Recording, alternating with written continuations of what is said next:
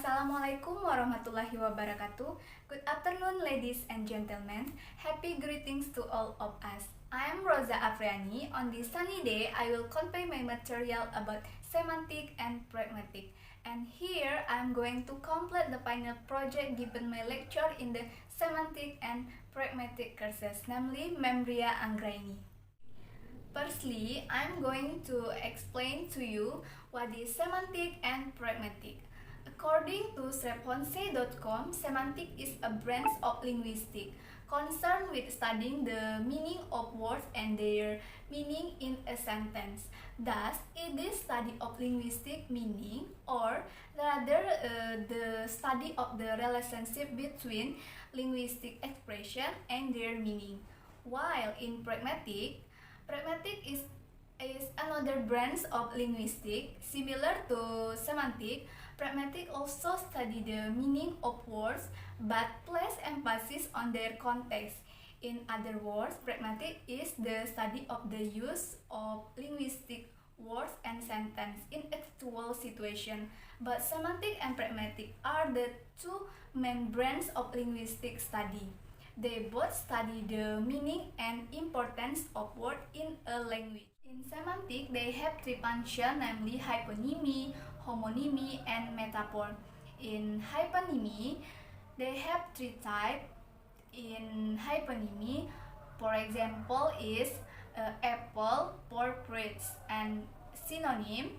For example, between the right with correct, and antonym, for example, is bad with good.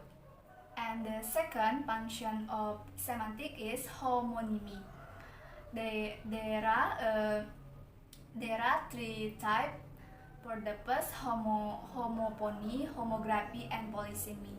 And the last function of semantic is metaphor. Metaphor is a way to describe something by acquainting it with something else. Example, you are my sunshine. About pragmatics, there are 9 contexts in pragmatics. For the first, distance. According American Journal of Humanities and Social Science, it refers to the degree of closeness or alienation in the relationship between the two sides of the communication perceived and confirmed in the specific communication environment. Communicator can maintain or change the existing pragmatic distance by certain linguistic means. The second is deixis. According to Wikipedia, deixis is a word or phrase whose reference is not fixed. There are 3 types of deixis, namely speech deixis, person deixis, and time deixis. These 3 types of deixis depend on the interpretation of the participant in the communication who are in the same context. The third is reference. According Euler, defines reference as an age of speaking language speaker or writers and speaker when using language to express something, the reference understanding, the speaker, reader or listener can find reference in the speech. The core of context in pragmatic is inference. Inference is consciousness of necessity. It is that one's consciousness of the necessity of the truth of a conclusion, given the premises, and consciousness of the conclusion as what I must believe, given that I believe the premises. That's a statement by Eric Marcus. Next, presupposition.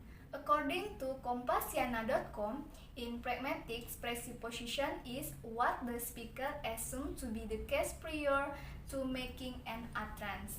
Type of presupposition, for the first is existential, factive, lexical, structural, non-factive, and the last is counterfactual presupposition. Sake of context in pragmatic is entailment. According to Ultius, in pragmatics, entailment is the relationship between two sentences where the truth of one A requires the truth of the other B. For example, the sentence A, the president was seen that entailed. B, the president is dead. The second is implicature, meaning or message implied in oral or written explanation according to Greece. For example, Branka say that when will you be back? And Peter answered, I should be back by 8, but you know what trains are like. Peter answered, contains two meaning.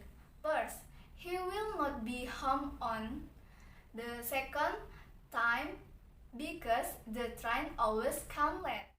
Next, speech age. According Ferenc Giver, the notion of a speech age is fairly well understood.